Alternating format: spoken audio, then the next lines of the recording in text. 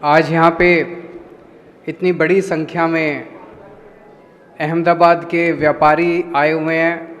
मुझे बताया गया सारी क्रीम आज यहाँ पे बैठी है। आप सब लोगों को मेरा नमस्कार, सबको मेरा प्रणाम।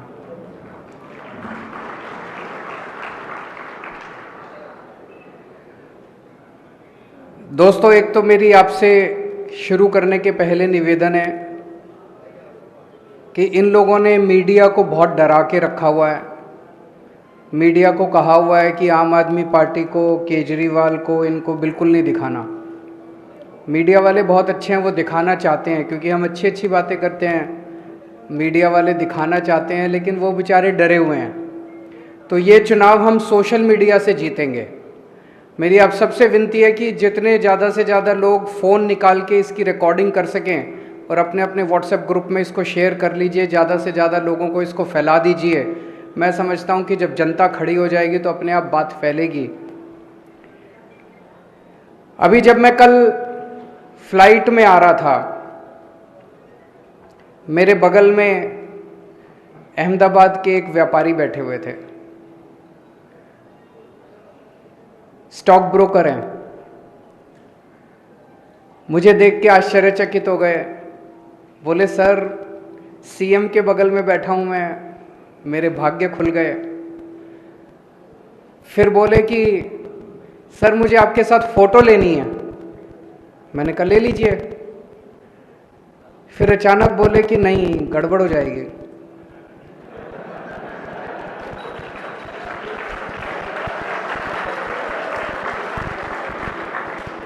मैंने कहा क्या गड़बड़ हो जाएगी?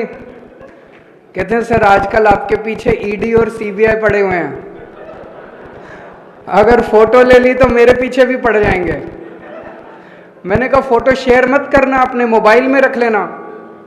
बोला सर सबके मोबाइल टैप हैं, तो फोटो ले ली तो उन तक पहुंच जाएगी। मैं सोच रहा था कितने डरे हुए हैं यार अपने देश के लोग। व्यापारी कितने डरे हुए हैं। जिस देश का व्यापारी एक फोटो लेने में इतना डरा हुआ है, वो देश कैसे तरक्की कर सकता है? नहीं, जब तक व्यापारी खुश नहीं होगा। देश की अर्थव्यवस्था में सबसे ज्यादा योगदान व्यापारियों का होता है, सबसे ज्यादा योगदान उद्योगपतियों का होता है। सब लोगों को डरा के रखा हुआ है इन्होंने, सब लोगों को डरा के रखा हुआ है। कल मैं एयरपोर्ट पे लैंड किया, होटल पहुंचा, होटल पहुंचते ही खबर आ गई कि हमारे आम आदमी पार्टी के अहमदाबाद ऑफिस पे गुजरात पुलिस की रेड करवा दी इन्होंने। हमारी फक्कड़ पार्टी, 4 पैसे हैं नहीं हमारे पास। वो 2 घंटे सारे सर्च वर्च करके अपना माथा पकड़ के पुलिस चली गई। बार बार हमारे लोगों से पूछ रही थी पैसा कहाँ है, बोले है ही नहीं सर, तो चले गए। आज सुबह अहमदाबाद पुलिस बोलती है कि कोई रेड नहीं हुई। ये बड़ा शानदार है यार। कल रेड करी, 3 पुलिस वाले आए, उन 3 पुलिस वालों ने सारा सर्च वर्च करा, अपना आई कार्ड भी दिखाया, नाम भी पता है हमें पुलिस वालों के। आज कहते हैं कोई उनके पास वारंट नहीं था, कोई सर्च वारंट नहीं था, कोई कागज नहीं था, आए बस रेड करी और चले गए। हमने जब शोर किया कि रेड हो गई, हमारे ऊपर रेड हो गई, तो कहते कोई रेड नहीं हुई। ये बड़ा अच्छा है। बिना कागज के, बिना किसी के भी घर में घुस जाओ, किसी के भी दफ्तर में घुस जाओ, और फिर ये तो आम आदमी पार्टी थी, इनकी हिम्मत नहीं हुई पैसे, नहीं तो किसी से भी पैसे मांग लो, पैसे बोलो इतने पैसे दे, नहीं तो तेरे को पकड़ के ले जाएंगे, और कोई कागज नहीं, कुछ नहीं। ये चल क्या रहा है इस देश के अंदर? ऐसे पुलिस या सरकार चलेगी? आप लोगों से मैं पूछना चाहता हूं, यहां कितने ऐसे लोग हैं जिनके या तो खुद के ऊपर, या रिश्तेदार के ऊपर, या दोस्तों के ऊपर, या जान पहचान वालों के ऊपर, या तो इनकम टैक्स की रेड हुई हो, ईडी की रेड हुई हो, सीबीआई की रेड हुई हो? जरा हाथ खड़ा करके, डरने की जरूरत नहीं है, यहां पे हाथ खड़ा करके बताएं। इतने देश के अंदर ऐसे डरा रखा इन लोगों ने एजेंसीज के जरिए लोगों को, भ्रष्टाचार रोकने के लिए नहीं, उगाही करने के लिए। जितनी एजेंसीज आती हैं सब उगाही करने के लिए आती हैं। जब तक देश के व्यापारी के मन से डर नहीं निकाला जाएगा, जब तक व्यापारी खुल के व्यापार नहीं कर पाएगा, तब तक देश तरक्की नहीं कर सकता। सबसे पहली चीज ये, आम आदमी पार्टी की सरकार बनेगी, गुजरात के अंदर भयमुक्त वातावरण देना हमारा सबसे पहला काम होगा। अभी जब मैंने पूछा कि कितने लोग ऐसे हैं जिन्होंने जान पहचान वाले या किसी के यहाँ रेड हुई हो, किसी की हाथ उठाने की भी हिम्मत नहीं है कभी कैमरे में कैप्चर ना हो जाए।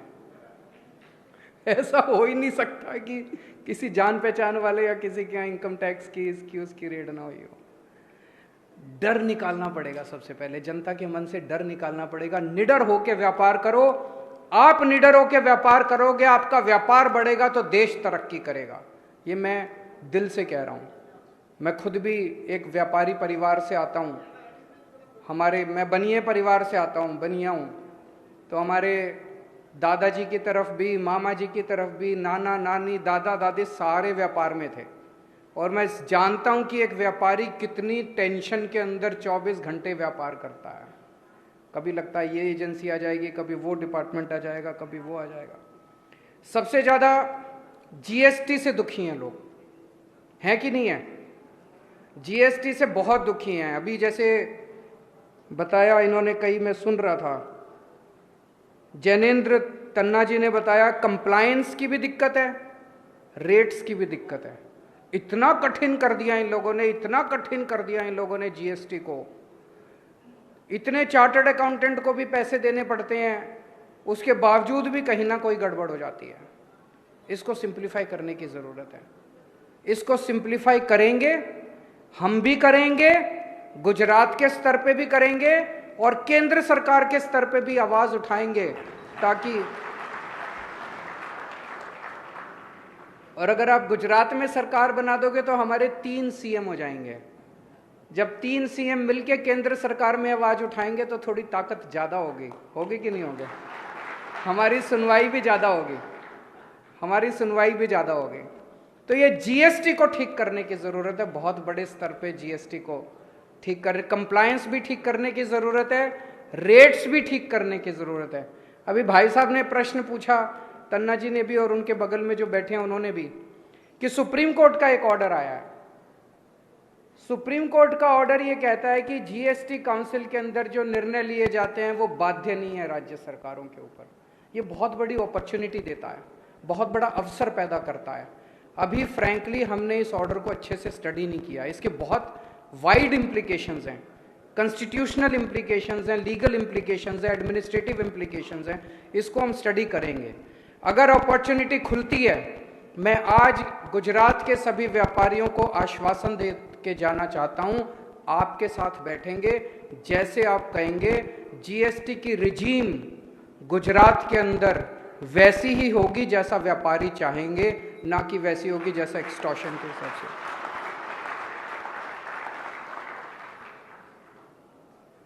व्यापारियों की एक बहुत बड़ी समस्या होती है, नॉर्मली हर व्यापारियों का जो डायलॉग मैं करता हूं उसमें निकल के आती है, आज नहीं निकल के आई,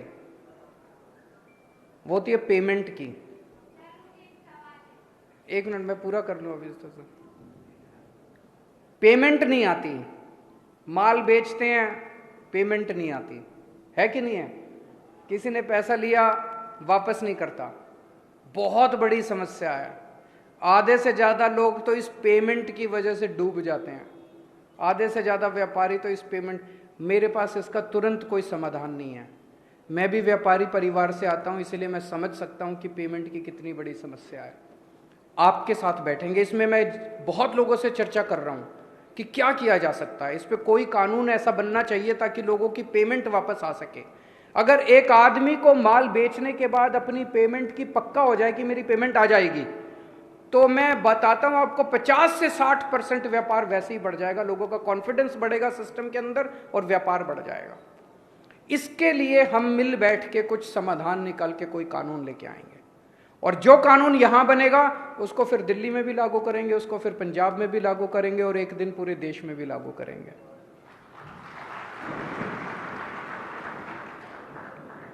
एक वैट के और जीएसटी के बहुत सारे पुराने रिफंड पेंडिंग हैं।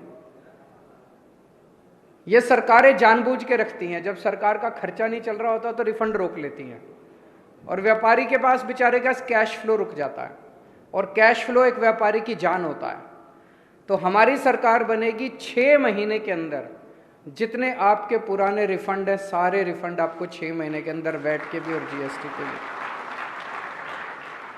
वैट के पुराने बहुत सारे मामले चल रहे हैं, वैट तो खत्म हुए कितने साल हो गए, लेकिन पुराने केस पे केस चल। तो एक आपके साथ बैठ के एक वैट एमनेस्टी स्कीम लेके आएंगे ताकि सारे पुराने केसेस को खत्म किया जा सके। जो लेना देना है सरकार का बनता है वो सारा आप दें, और ताकि आप लोगों को केसेस से, झंझट से मुक्ति मिले। एक चीज जो केवल आम आदमी पार्टी कर सकती है वो है भ्रष्टाचार मुक्त प्रशासन। अभी सबकी आपकी बातों से निकल के आ रहा था, ममता जी ने भी बोला कि जी वो पैसे मांगते हैं, पुलिस वाले पैसे मांगते हैं, ये पैसे मांगते हैं, वो पैसे। ये मैं आपको गारंटी दे रहा हूं, एक भी पुलिस वाला और एक भी सरकारी कर्मचारी की हिम्मत नहीं होगी कि आपसे एक भी पैसा मांग सके। दिल्ली में हमने भ्रष्टाचार मुक्त शासन दिया है। मैं आपके साथ शेयर, पहली जब सरकार बनी हमारी 28 सीट आई थी दिल्ली में, 28 सीट में 49 दिन की सरकार थी। उन 49 दिन में हमने ऐसा काम किया कि अगली बार लोगों ने 67 सीट दे दी। कई काम किए, लेकिन एक काम जो किया, मैंने ऐलान कर दिया दिल्ली में कि अब अगर आपसे कोई पैसे मांगे आप मना मत करना, अपनी जेब में हाथ डालना और अपना फोन रिकॉर्डिंग पे लगा देना, ऑडियो रिकॉर्डिंग, और उस रिकॉर्डिंग की क्लिप मेरे को इस नंबर पे व्हाट्सएप कर देना। उस अफसर को मैं जेल में डाल दूंगा। 49 दिन में 32 लोगों को मैंने जेल डाली। आपको यकीन बता रहा हूं, किसी की रिश्वत कम नहीं हुई, 0 हो गई 49 दिन के अंदर रिश्वत। और 49 दिन के बाद जैसे ही हमारी सरकार गिरी, ये लोग सारे पैसे लेने पहुंच गए। बोले वो जो 49 दिन वाले हैं वो भी दो और अब नए पैसे भी दो। बोलो बुला अब अपने केजरीवाल को, हम देखते हैं तेरा केजरीवाल क्या करता है।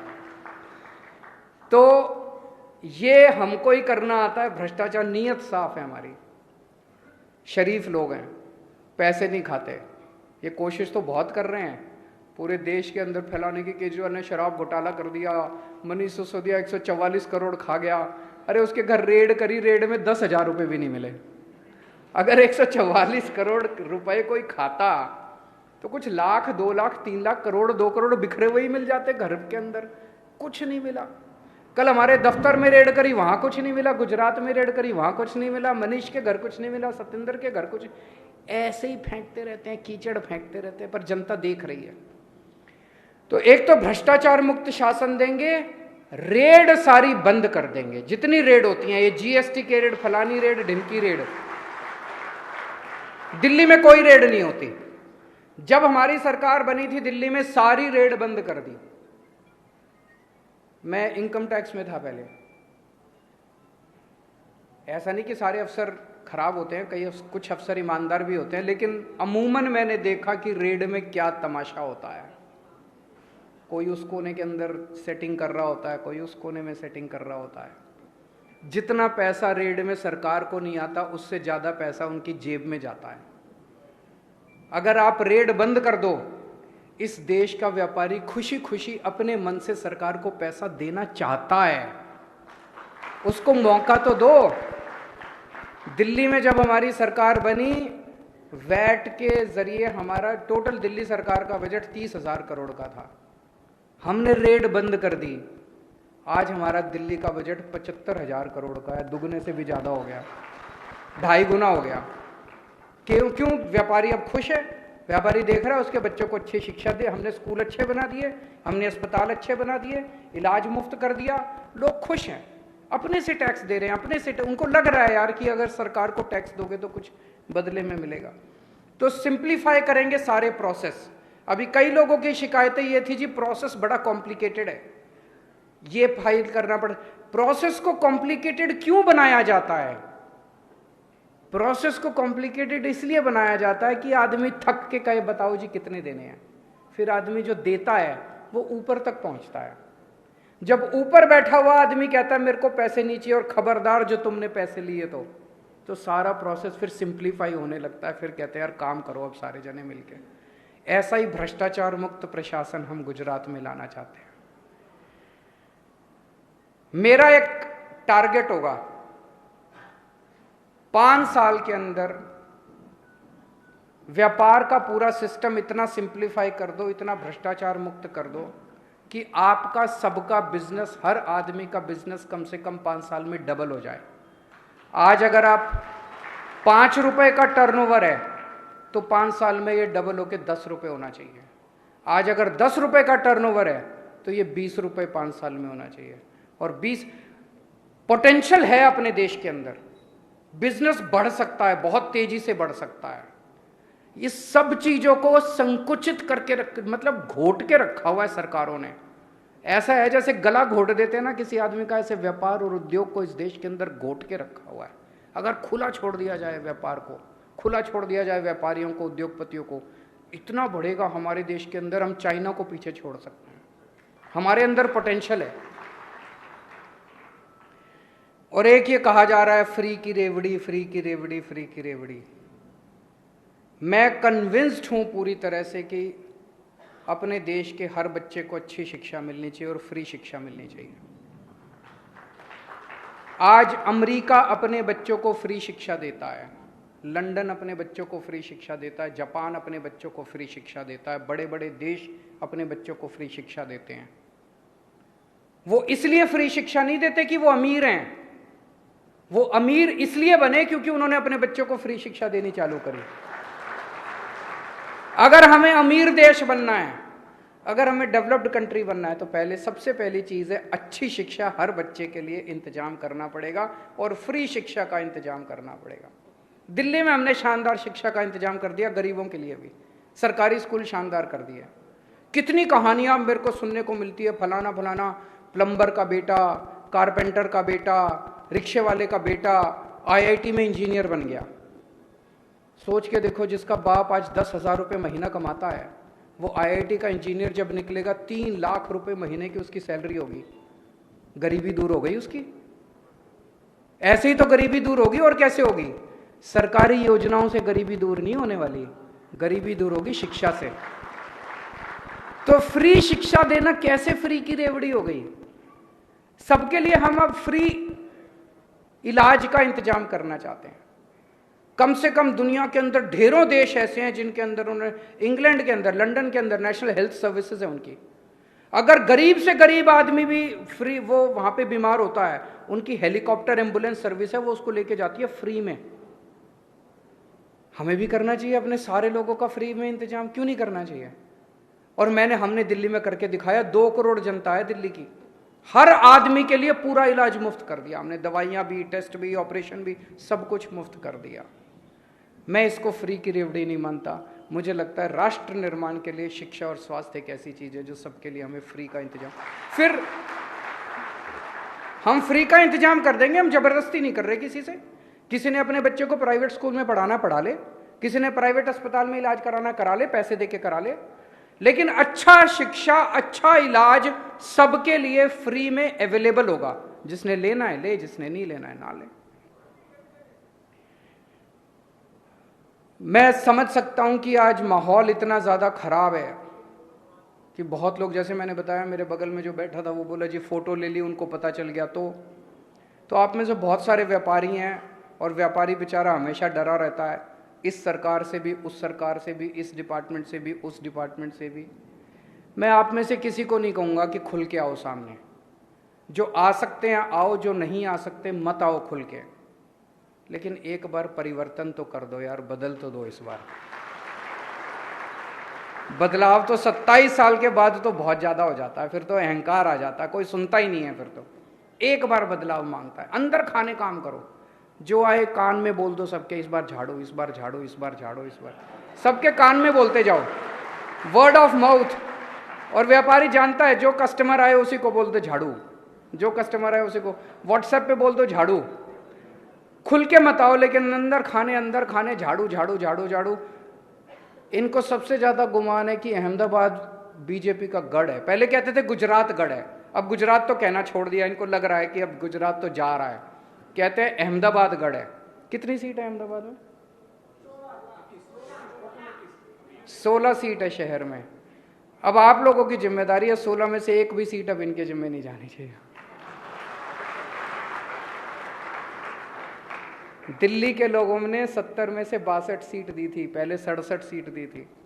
पंजाब के लोगों ने 117 में से 92 सीट दी। आप 182 में से कितनी दोगे? रिकॉर्ड तोड़ना है आपको दिल्ली का और पंजाब का। भारत माता की